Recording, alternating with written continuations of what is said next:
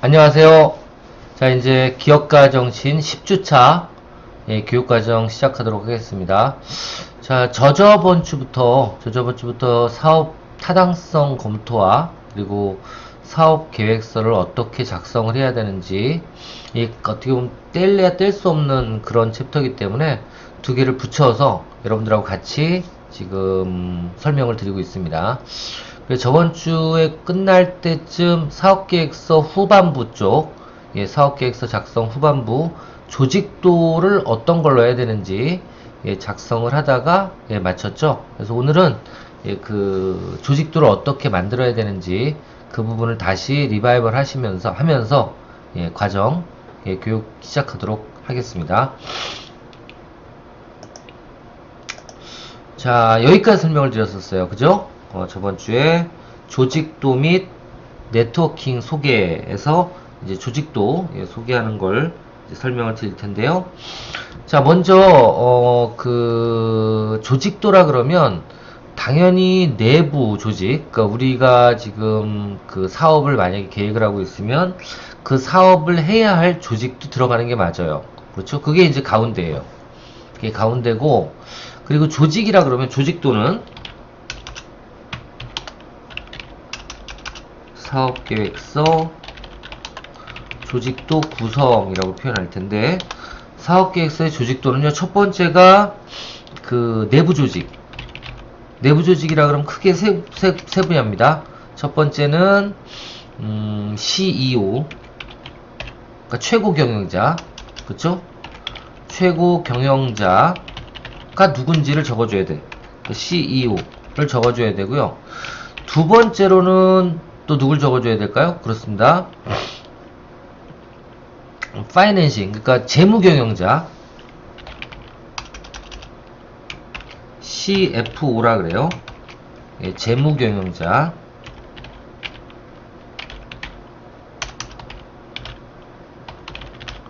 CFO가 정해져야 되고요. 보통 이걸 CEO가 다 같이 하긴 해요. 처음에는. 근데 이제 세부적으로 이렇게 나눠져 있으면, 그리고 또 나눠져 있는 게 뭐죠? 기술 최고 책임자. 뭐죠? CTO예요. 그러니까 만약에 여러분들께서 내가 기술이라든가 그 관련 사업에 대해서 경험이 풍부해서 내 자신을 자랑할 수 있겠다 싶으면 최저 경영자로 나를 같이 이 기술 최고 책임자하고 같이 적어주셔도 돼요. 무슨 얘기인지 아시겠죠? 그러니까 보통 기술 창업을 하는 회사는 가장 중요한 게 그 회사에 전문가가 한 명이 있다는 걸 보여줘야 돼요. 그럼 뭐 모든 사업이 다 마찬가지 아닐까요? 모든 사업이 다 어떤 해당 분야에 전문가가 포진되어 있다라고 해야지만 믿음직스럽잖아요. 그래서 특히 그 기술 창업의 경우에서는 기술을 확보하고 있는 사람, 아니면 그 기술과 관련된 단연간의 경력이 있는 사람을 꼭 사업계획서상에 넣어주시는 게 맞아요. 그게 당연히 CEO인 아니면 대표이사가 그 경험을 보유하고 있다면 가장 좋겠지만, 그렇지 않다고 할 때라도 만약에 CEO가 아니면 대표이사가 그 어떻게 보면 시장의 전문가가 아니라고 할지언정 그 대표이사만 소개하면 끝나면 안 되고, 만약 그럴 때에는 기술 최고 책임자를 꼭 같이 넣어주셔서 표현을 해주셔야 된다라는 겁니다. 그리고 이제 나머지 조직도 뭐 예를 들면 뭐 행정이라든가 아니면 또 영업이라든가 이런 조직에 대해서 나타내 주셔야 되고요. 그리고 사업계획서상의 가장 중요한 것은 이거 외에 외부 조직이에요. 외부 조직이라 그러면은 아마 여러분들께서 그 사업 모델이나 사업 모델링, 비즈니스 모델링에서 잠깐 제가 언급을 했지만, 핵심 파트너, 사업을 하기 위해서 꼭 필요한 파트너, 그 중에 대표적인 게 뭐죠? 공급자예요. 그러니까 어떤 사업을 하려면 원료부터 시작해서 재료 이런 것들을 구매해서 이걸 가지고 가공을 하거나, 아니면 도소매 같은 경우에는 아예 처음부터 가공한 제품을 공급을 받아야 되잖아요. 그러니까 도소매 같은 경우에는 이 도매상을 가장 경쟁력 있는 가격으로 제품을 공급해 줄 수 있는 도매상을 선택하는 게 가장 중요하죠. 그렇죠? 그래서 그런 어떤 공급자에 대한 그 핵심 파트너에 대한 어떤 위치라든가 아니면 누군지를 정확하게 나타내주고 그 공급자가 내 회사에 어떤 영향력을 미치는지 네트워킹 관계를 적어주시는 거예요. 이해되시죠? 그러니까 조직도라 그러면 내부 조직만 적는 게 아니고 어디까지 적어야 된다? 공급자, 특히 협력업체에 대한 공급자, 그러니까 원료라든가 재료라든가 또는 뭐 사람도 마찬가지예요. 사람을 공급해 준다든가 그 뭐 이런 컨설팅 업체는 당연히 사람이 제일 중요하잖아요. 그렇죠? 그래서 이런 어떤 공급처, 외부 공급처에 대한 정확한 관계를 나타내 주셔야 되고요. 또 공급처, 말단에 있는 공급처, 이쪽에 있는 공급처는 누굴까요? 맞습니다. 핵심 고객, 이걸 키맨이라 그래요. 그죠? 핵심 고객, 고객들을 한꺼번에 데리고 와서 내 제품을 사줄 수 있는 사람. 이것도 꼭 나타내 주시는 게 좋아요. 그래서 정리하면 사업계획서의 조직도에는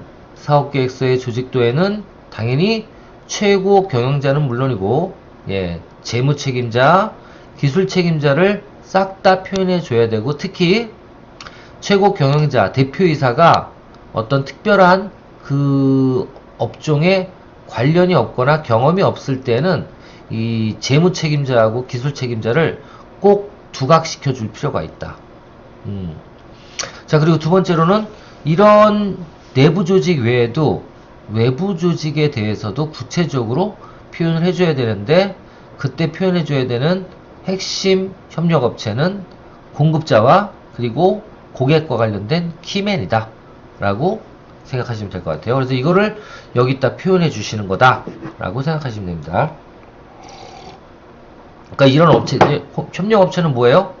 공급자, 뭐 사업자가 누구고 상호는 어떻게 되고 몇 년 정도 이 바닥에서 일을 했는지 이런 업력 이런 것들 나타내 주면 되고요. 핵심 고객도 마찬가지예요. 핵심 고객도 예를 들면 내가 시니어들을 대상으로 하는 사업이다 그러면 뭐 예를 들면 그 노치원이라고 그러나요? 예. 노인 요양보호소라든가 아니면 노치원이라든가 이런 데에 이름이 있으면 그런 이름 상호와 그리고 협력 관계 그리고 또 연락처 이런 것들을 남겨두면 어떻게 돼요? 훨씬 더 이 사업이 안정성이 있게 가겠구나 라는 걸 표현할 수 있겠죠. 그래서 그런 걸 넣어주셔야 됩니다.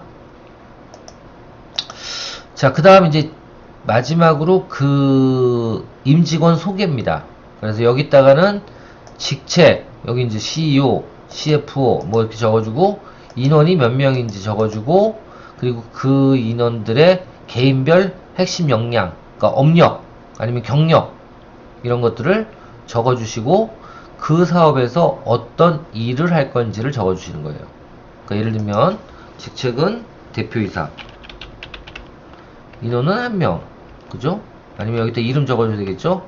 경력사항은 뭐 예를 들면 컨설팅 회사다 그러면 뭐 사업 컨설팅 경력 뭐 10년 또 여기다 적을게 뭐 창업 경영학 박사 졸업 뭐 이런 식으로 학벌과 관련된 학벌과 그리고 관련된 그 경력을 적어주시면 됩니다. 여기는 업무 경력도 상관없어요. 그러니까 회사에 관련된 회사의 취업이 여기 예를 들면 사업 컨설팅이라고 적는 게 아니라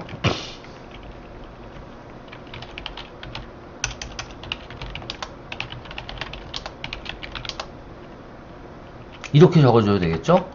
그룹 뭐 본부장 대표 컨설팅 이렇게 적어줘야 되겠죠? 대표 컨설턴트 10년 이런 식으로 그래서 이렇게 해서 적어주시고 나머지는 대표이사 같은 경우에는 뭐 예를 들면 전반 총괄 운영관리 또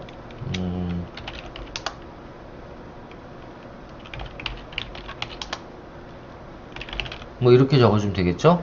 그래서 업무 내용까지 이렇게 적어주시면 된다라는 겁니다. 그래서 이 위에는 해당 그 사람이라든가 아니면 조직도를 구성을 먼저 해주고, 이 밑에는 이렇게 세부적으로 해당 사람이 있다면, 임직원이 있다면 그 임직원에 대한 소개를 간단하게 해주시면 됩니다. 자, 그리고 이제 마지막으로 해줘야 되는 건, 저는 이거는 어떻게 보면 제 생각으로는 할 필요가 없다라고 생각되는 표 중에 하나예요. 왜? 사업은 시작하자마자 계획이 어긋나고 매출은 의미가 없다. 매출 계획은 좀 그렇게 생각해요. 근데 정부에서 보는 입장은 다른가 봐요. 어떻게 처음부터 계획상에도 매출이 얼마인지 모르겠다라고 적는 게 말이 되느냐. 특히 정부 지원 사업의 최대 목표는 뭔지 아세요? 그 자금을 받아서 뭐를 해야 돼요? 그렇습니다. 그 기업이, 수혜 기업이 돈을 벌어야 돼요. 그렇죠? 그렇게 돼야 되기 때문에 당연히 영업 목표가 빵이라 그러면 말이 안 되고요. 영업 목표는 보통 5년 정도의 주기를 두고 계획을 세워야 되는데, 당연히 1차년도부터 2차년도가 늘어나야 돼. 그죠?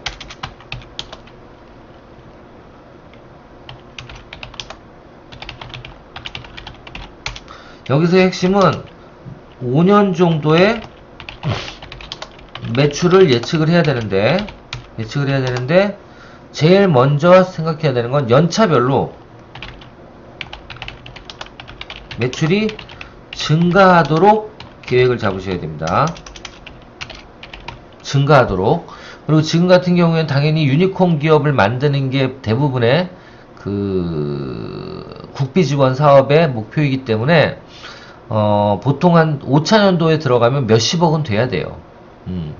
그 목표를 적으셔야 되고, 그리고 1차년도 정도는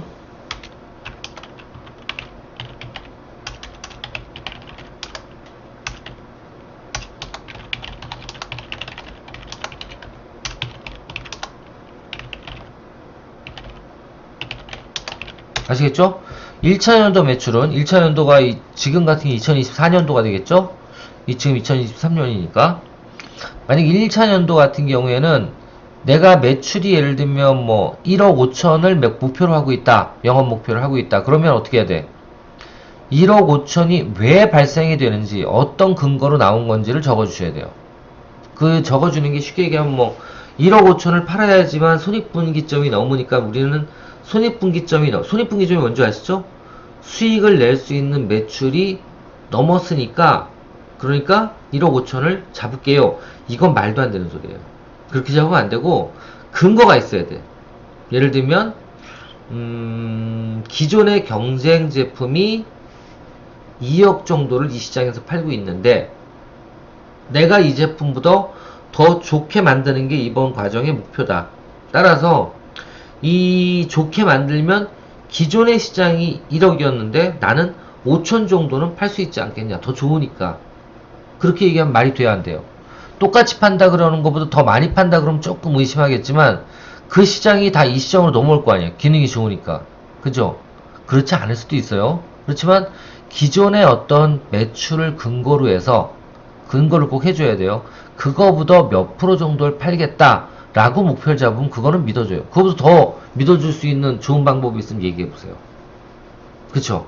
그러니까 여러분들께서 생각하셔야 되는 건 뭐냐면, 기존의 이 제품과 유사한 제품의 시장이 얼마나 되고, 특히 특정 경쟁 회사의 경쟁 상품의 매출이 어느 정도가 되는지는 파악을 하신 다음에 그 매출액과 관련해서 기재를 해주셔야 된다 라는 거 비교해서 기재를 해주셔야 된다 라는 거 알아두시면 좋을 것 같습니다. 자, 이렇게 해서 7주차부터 시작했던 사업 계획서 그리고 사업 타당성 검토에 대한 모든 장표, 준비된 장표에 대한 설명이 끝났습니다. 자, 하여튼 요즘의 트렌드는 사업 타당성을 분석하는 거는 오케이. 왜? 돌다리도 두들겨 보고 건너니까. 근데 뒤에 나와 있는 이 사업 계획서 양식들은 쓰는 데도 있고 안 쓰는 데도 있어요. 쓰는 데도 있고 안 쓰는 데도 있습니다. 그래서 여러분들께서 그럼 이걸 안 쓰면 뭘 쓰냐? 이제 앞에서 설명 잠깐 드렸지만 비즈니스 모델 캔버스라 그래서 주로 한 페이지짜리 그 장표를 많이 쓰긴 해요. 그래서 그 내용을 위주로 이해를 하시면 되고, 하여튼 최대한 줄여서 사업 모델, 여기 나와 있죠. 요거 요 사업 모델 아이템 패키지라 그러죠. 요것만 잘 만들면 웬만한 정부 지원 사업에는 다 넣을 수 있지 않을까 라고 생각이 되고, 이 내용들을 다 준비만 해 놓으면 웬만한 정부 지원 사업 계획서는 거의 다 내용만큼은 채울 수 있다. 그렇게 설명드립니다. 내용만큼은 채울 수 있다. 자, 그러면 쉬지 말고, 시간이 지금 많이 지체됐기 때문에 쉬지 않고 바로 마케팅 관리에 대해 들어가겠습니다. 이 마케팅 관리는 그 사업계획서 작성법에서 어떤 부분이냐면 바로 이 부분, 건너뛴 부분 있죠? 이 부분입니다. 사업계획 전략 중에 4P, 이게 바로 어떻게 보면 마케팅 관리예요. 아시겠죠? 그래서 이 마케팅 관리는 도대체 어떻게 해야 되는지 같이 한번 얘기해 보도록 하겠습니다. 자, 먼저 마케팅 관리의 정의예요. 마케팅 관리는 기업의 마케팅 활동을 종합적 그리고 체계적 합리적으로 실시하기 위해서, 이걸 어떻게 표현해요? 효율적으로 실시하기 위해서 계획, 조직, 실시 및 통제의 각 단계를 관리하는 것. 그러니까 먼저 계획을 세워야 되고, 그 계획에 따라서 조직이 운영돼야 되고, 조직이 만들어져야 되고, 그 조직이 업무를 시행해야 되고, 시행된 업무에 대한 피드백을 받아야 된다. 이 각 단계를 관리하는 것을 원래 크게 뭐라 그래요? 마케팅 활동이라고 한다. 이 마케팅 관리, 마케팅 활동의 주요 대상은 제품 계획, 가격 설정, 광고, 판매 촉진, 판매 경로의 설정, 물적 유통 등이다. 이걸 한마디로 표현해서 뭐라 그런다고요? 3. 마케팅 관리에서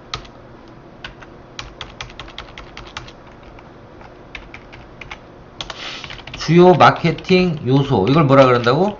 마케팅 믹스라고도 표현해요. 믹스. 자, 마케팅 믹스는 뭐다? 첫 번째 제품, 두 번째 가격, 세 번째 촉진, 네 번째 유통, 이렇게 나눠집니다. 아시겠죠? 이 네 가지예요. 그러니까 주요 마케팅 요소는 제품, 가격, 그리고 촉진 계획, 유통 계획, 이렇게 나눠집니다. 아시겠죠? 이 네 가지가 가장 핵심되는 마케팅 믹스다 라고 생각하시면 됩니다. 이 마케팅 관리는 전체로서의 마케팅 활동을 계획하고 이를 실시하기 위한 조직을 설정하며 그에 의해 실시되는 활동을 관리 통제하는 것이다. 위에 나와 있는 내용 또 얘기했어요. 그죠? 결국은 뭐예요? 마케팅 활동을 계획하고 요 네 개예요. 요거를 계획을 하고, 그리고 이 계획한 거를 실천하기 위해서는 조직이 필요하잖아요. 그 조직을 구성하고, 그리고 조직이 구성이 되면 활동을 시작한 다음 활동한 결과를 피드백하기 위해서 통제한다. 그 네 가지라고 보시면 돼요. 자, 그럼 더 들어가 보겠습니다.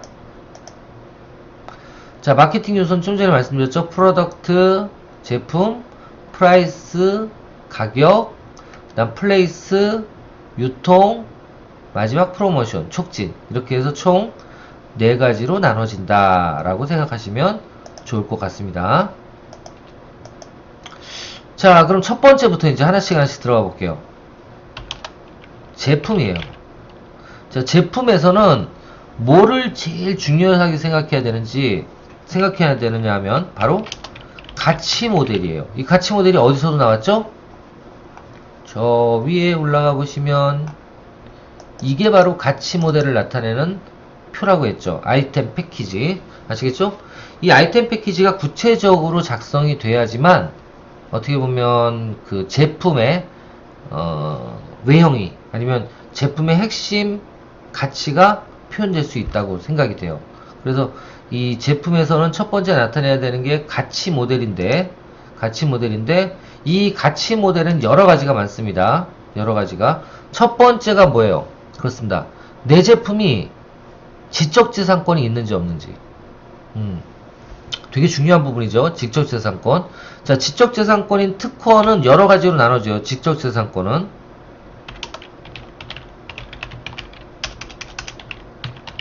지적재산권은 어떻게 나눌 수 있죠? 그렇죠. 일단 가장 먼저 기술을 확보한 거. 그거 뭐예요? 특허라 그래요. 기술 관련 지적재산권이 뭐예요? 특허예요. 또 상표 관련된 특허도 있죠. 이것도 상표권. 당연히 가능하죠. 그리고 또 어떤 게 있을까요? 지적재산권이론.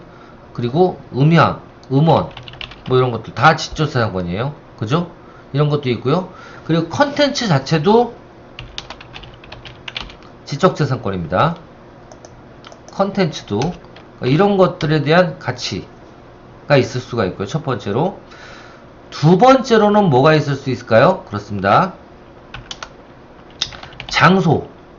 그러니까 장소도 차별 요소가 될 수 있죠. 그러니까 뭐를 바꾸는 거죠. 이거는 특허는 확보하면 되는 거고, 두 번째는 가치 모델이 장소를 바꿔라.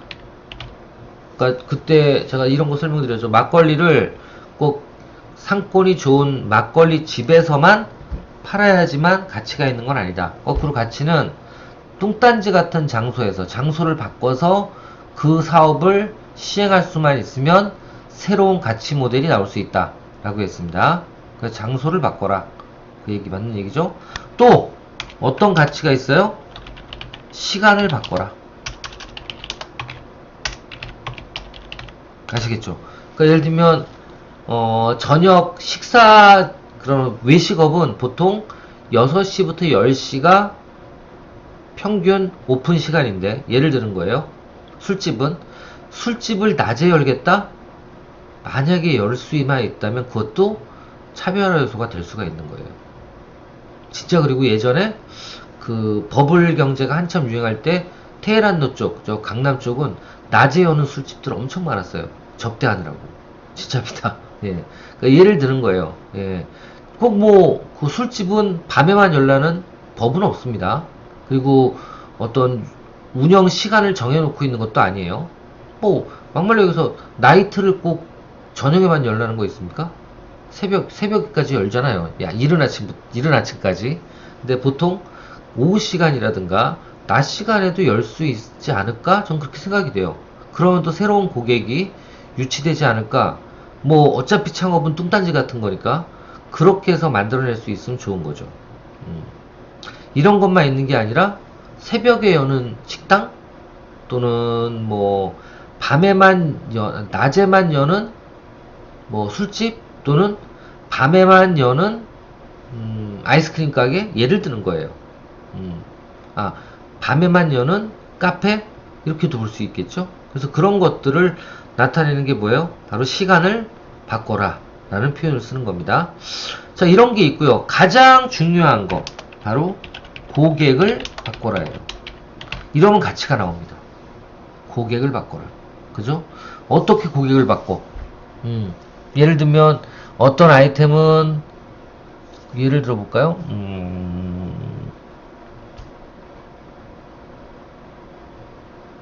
어떤 게 있을까? 고객을 바꾸는 거.